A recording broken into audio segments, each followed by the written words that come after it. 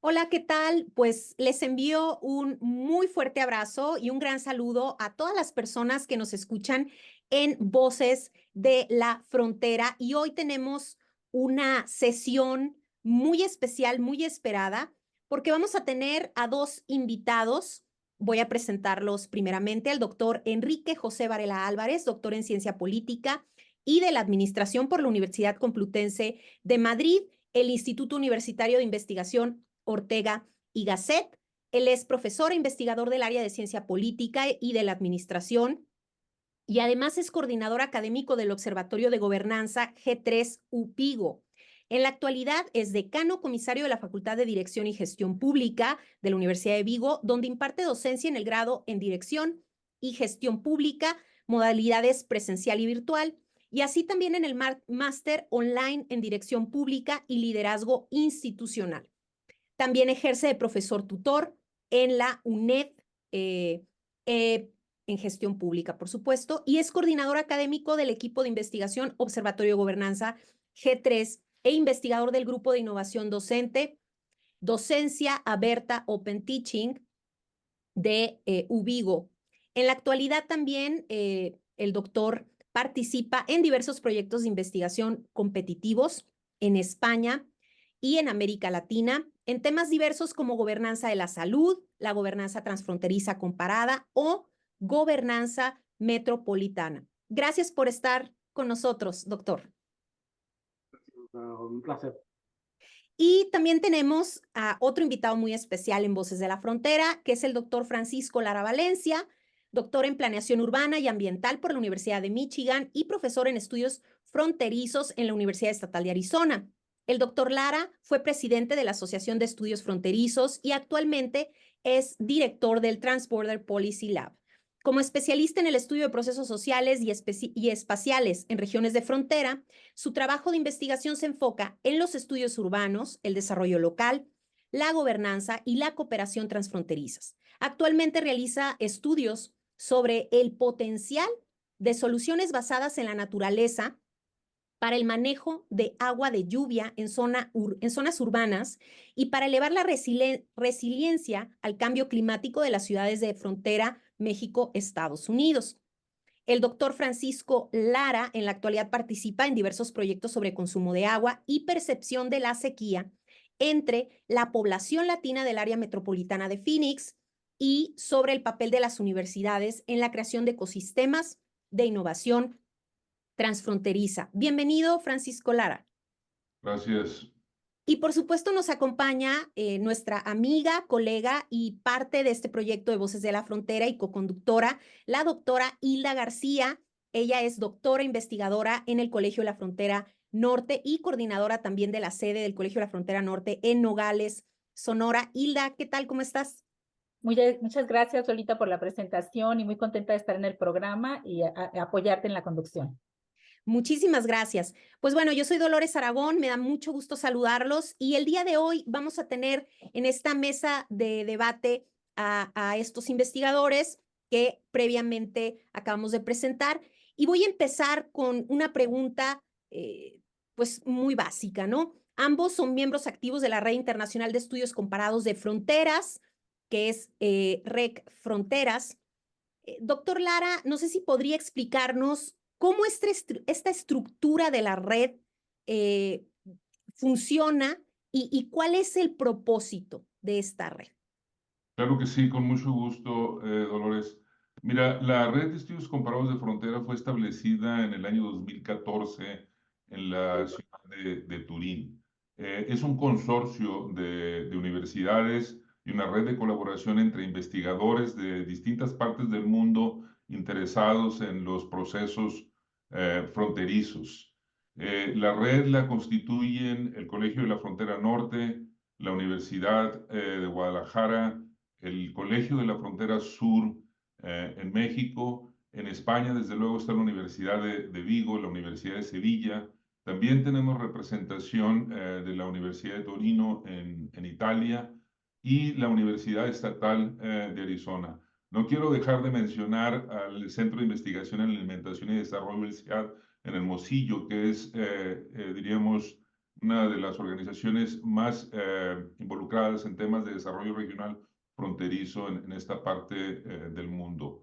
La red de estudios comparados de frontera básicamente es una red de colaboración que tiene como propósito entender mejor las trayectorias de desarrollo en distintas partes del mundo, hacer análisis comparativo y tratar de extraer lecciones de cómo mejorar las oportunidades de desarrollo regional, que mejoran la calidad de vida, las oportunidades económicas, la calidad del ambiente en distintas partes del mundo.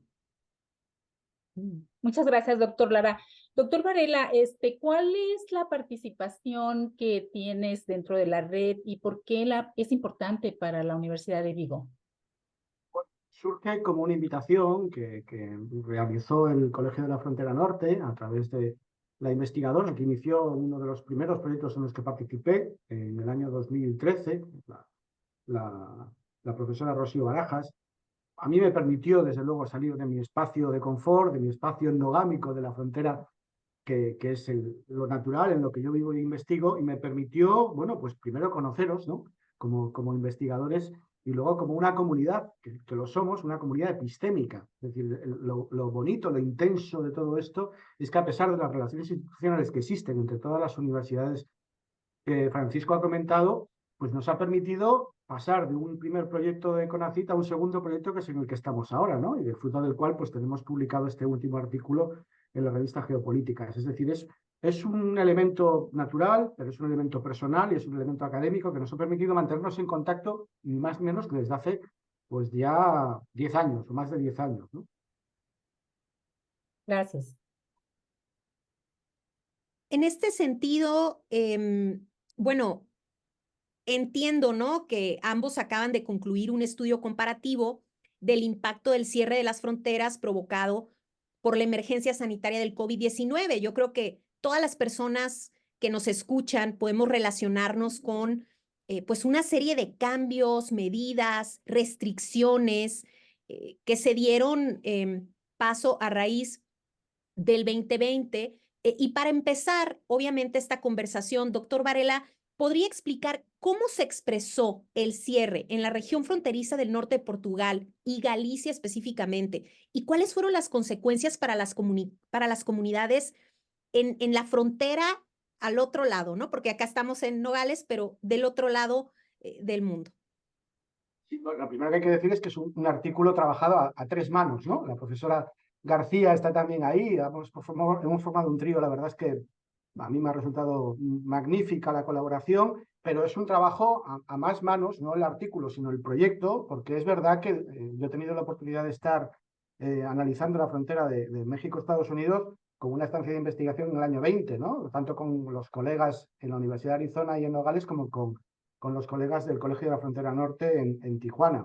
Por tanto, es un trabajo bastante intenso, que no refleja todo lo que tenemos todavía que decir, que aún hay que decir muchas más cosas. Pero sí es verdad que nos ha permitido hacer una cosa muy importante, que es la comparación, ¿no? O al menos conocernos, explicar cada uno dónde está, ¿no? En el caso de Galicia y el norte de Portugal, o de España y de Portugal, pues tenemos un sistema institucional maduro, con un modelo multinivel pues muy acendrado, muy consolidado, pero que es verdad que como todo la gran construcción teórica, cuando llegan los momentos de crisis es cuando se demuestra si funciona o no funciona, ¿no? Y ahí es cuando hemos tenido, evidentemente, una prueba de carga comprobable, según la cual pues, nos damos cuenta de que toda la construcción multinivel en Europa, yo diría que en los últimos 30 años, pues es como la casa de los tres cerditos, como una casa pequeñita donde viene el lobo, sopla y se cae, ¿no? Es un ejemplo un poco chusco, pero bueno, es un ejemplo real, que además refleja el trabajo de investigación que hemos hecho también, la doctora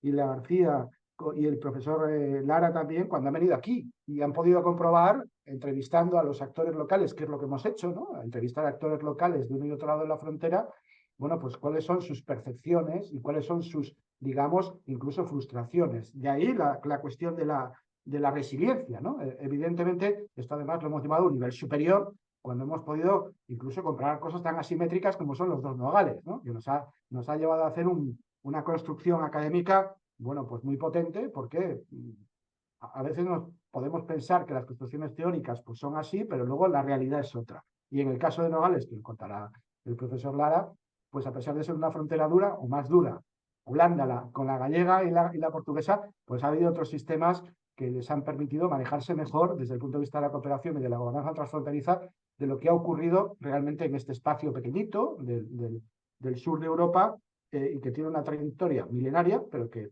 obviamente no llega ni la experiencia ni llega la imaginación hasta que llega una crisis como esta, ¿no? Y gracias, Enrique. Fue muy interesante esto que estás comentando de poder comparar la frontera de España con Portugal y ver que nosotros teníamos expectativas de una cooperación muy fuerte en materia sanitaria. Y que, bueno, una frontera tan dura como la frontera de Estados Unidos que es tan dura, presentó situaciones distintas. Francisco, ¿por qué no nos comentas, o sea, en esta comparación, cómo resultó ser la cooperación en el caso de la frontera México-Estados Unidos en los elementos que se analizaron, particularmente en ambos nogales? Claro que sí. Yo creo que es importante aclarar aquí que lo que estábamos comparando más que los lugares eran procesos. Cuando digo procesos me refiero a las respuestas de las comunidades, de los actores, frente a la crisis que generó la pandemia, en particular el cierre de la frontera. Y los supuestos que estuvimos haciendo desde un principio eran, diríamos, muy obvios desde la perspectiva de la experiencia que cada uno de nosotros teníamos como investigadores en nuestras respectivas regiones.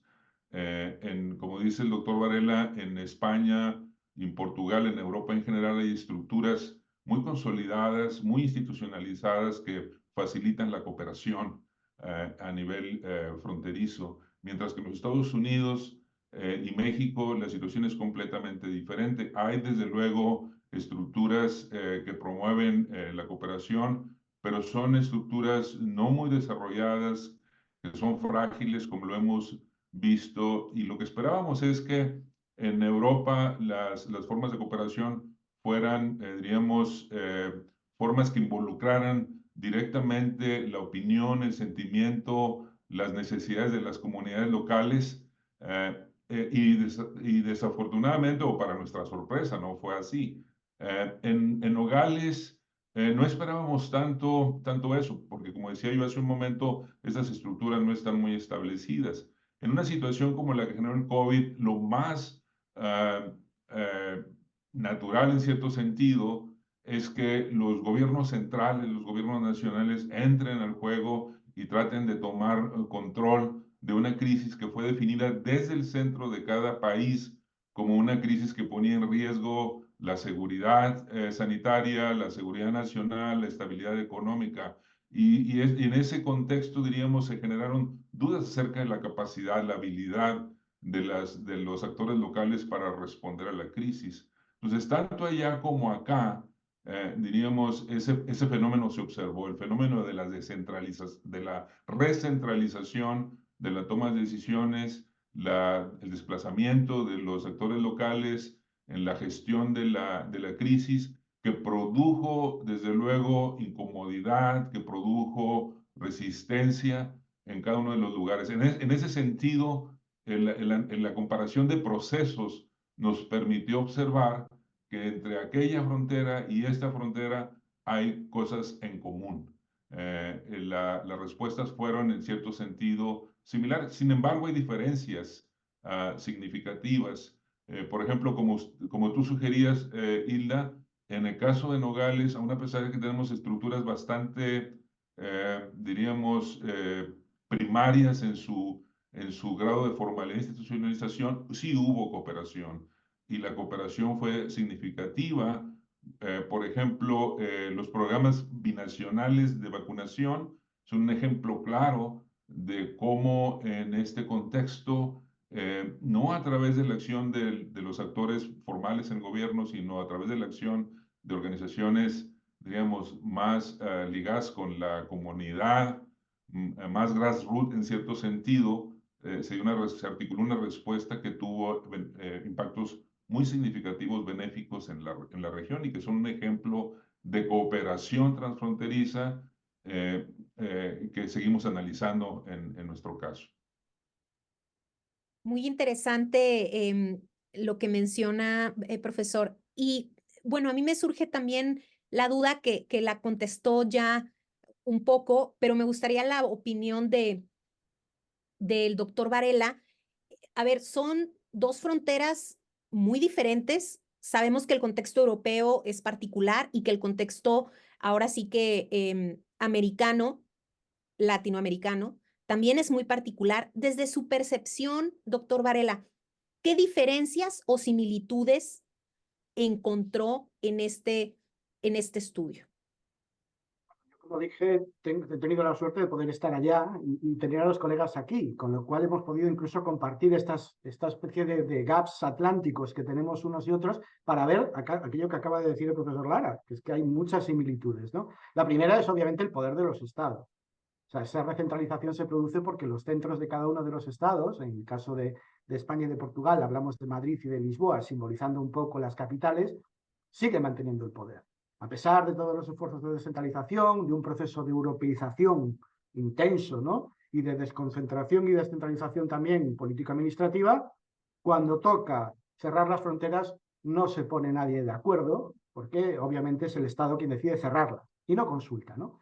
Una vez que eso pasa, bueno, pues es cuando se producen los distintos sistemas de ajuste, ¿no? Y esto está trabajado en el artículo que hemos presentado en relación con los modelos de resiliencia, porque claro, hay cada comunidad o cada par de comunidades se reacciona de una manera diferente. En todo caso, siempre resiliencia, porque lo que hay es vida cotidiana. Es decir, lo que sí que encontramos, además de los discursos institucionales, es que hay gente viviendo, hay familias rotas y hay interacciones cotidianas que bueno, pues que de repente pues se da la vida da una vuelta, ¿no? Y ahí es donde se producen imaginación, que en el caso de Nogales pues fue una capacidad enorme, a pesar de esa frontera dura, de poner de acuerdo esas instituciones informales. En el caso, a pesar de la densidad y consolidación institucional de Galicia y Norte de Portugal, no hubo opción. Aquí la resiliencia vino por la parte inicialmente de resistencia y de denuncia del abandono que tanto Portugal como España habían sometido a las fronteras, habían sometido a las comunidades fronterizas, y eso también es verdad que le permite a las propias comunidades fronterizas hacer ver su propia posición dentro de un contexto de debilidad institucional y multinivel. Esto es una prueba de fuerza también y es un ejemplo de cómo las comunidades dicen, hasta aquí hemos llegado, ¿no? A pesar de que esto competente, desde el punto de vista de la competencia le corresponde a los estados, nosotros algo tenemos que decir, ¿no? Y esta es la parte que más atención nos ha llamado, entrevistando a los actores locales, entrevistando a los responsables, a los alcaldes y alcaldesas de Galicia y Norte de Portugal, aun siendo muy diferentes, ¿no? El modelo portugués, que es muy centralista, y el modelo español, que es muy descentralizado, ambos coincidían, porque en lugar de ver cada una sus respectivas ciudades, capitales, se veían entre sí. Y de repente decían, caray, nosotros somos más centralizados en Portugal, España es más descentralizada, pero es que al final los estados deciden qué tenemos que hacer y nos dejan fuera de la decisión. Y nosotros tenemos que seguir viéndonos, porque tenemos que seguir pues compartiendo oficinas, compartiendo espacios de frontera que se cierran y que tiene que obligarse a un mínimo flujo, porque hay vida cotidiana, hay comercio, hay economía, hay salud. Bueno, pues esto es lo que pudimos ver, que es la primera gran conclusión. A pesar de la recentralización, que es natural en los estados, como un proceso más de los estados-nación, a pesar de eso, existen modelos diferentes de resiliencia que ya depende un poco de cada una de las comunidades y de las prácticas culturales, pues que se van poniendo en marcha, que eso es lo que hemos planteado en el artículo, ¿no? Muy interesante, doctor Varela. A mí una de las cosas que más me impactó de lo que pude ver, de lo que pudimos ver en Europa fue que en una frontera tan abierta de mucha cooperación, esta decisión centralista de cerrar la frontera limitó todo lo que eran las interacciones cotidianas de la frontera con Vigo y Tui y Valencia, ¿no?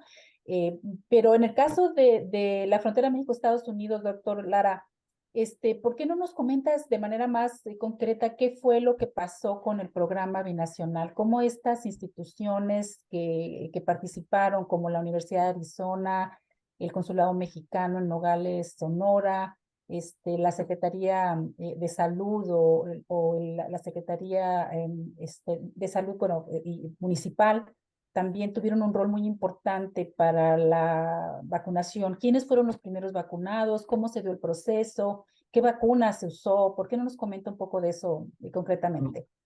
Pero yo quisiera retomar dos cosas que dijo Enrique que me parece que son centrales para entender los programas binacionales de salud. En el caso de Nogales y en el caso de otras fronteras. Y esos dos conceptos que usó Enrique es uno, el concepto de la experiencia transfronteriza que se acumula a lo largo del tiempo y se concentra en un lugar y genera este sentido de comunidad que trasciende la frontera. Eso lo observamos allá en Tui y Valencia, en la frontera de Galicia con el norte de Portugal, y lo observamos también aquí en Nogales. Y el otro elemento que Enrique menciona es el de la imaginación. La imaginación es un factor muy importante porque lleva a los actores locales a pensar de manera diferente, a salirse de la cotidianidad en la que están sumidos, en este caso lo aceleró la crisis, y a concebir alternativas a la situación en la que viven. En el caso de los programas binacionales de salud que se repitieron a lo largo de la frontera México-Estados Unidos, porque no solamente ocurrieron aquí en Nogales, hicieron en Tijuana, San Diego, se dieron en Los Laredos también, por ejemplo. Entiendo que también ocurrió en Juárez, El Paso. Lo que ocurrió es que la gente de la región, la gente de la frontera, de ambos lados de la frontera, usó su experiencia, su conocimiento, sus redes, hizo uso de una suerte de micropolítica en donde empezaron a manejar relaciones, información, recursos, para traer la vacuna a la frontera y facilitarlo a sectores amplios de la población en el lado mexicano que no tenían acceso a la vacuna en ese momento. El caso de Nogales fue muy interesante porque el ingrediente de imaginación incluyó, por ejemplo, la identificación de este espacio neutral sobre la línea de la frontera. Imagínense un lugar en donde uno cruza la frontera sin entrar al otro país. Eso es difícil de concebir porque sabemos que la frontera es una línea absoluta, está perfectamente trazada. Entonces, aquí en Nogales, y no sé si en otras partes de la frontera México-Estados Unidos, la gente encontró este espacio que está entre los dos países. Este tercer espacio, este lugar neutral, es un lugar en donde nos decían las personas que entrevistamos cuando estuvo el doctor Varela acá, entras sin entrar, ¿sí? Eso para mí es una manifestación de la gran imaginación que la gente de por acá pudo ejercer como resultado de la experiencia acumulada que lo lleva a buscar la solución de un problema local que no iba a venir del centro, que tenía que generarse localmente.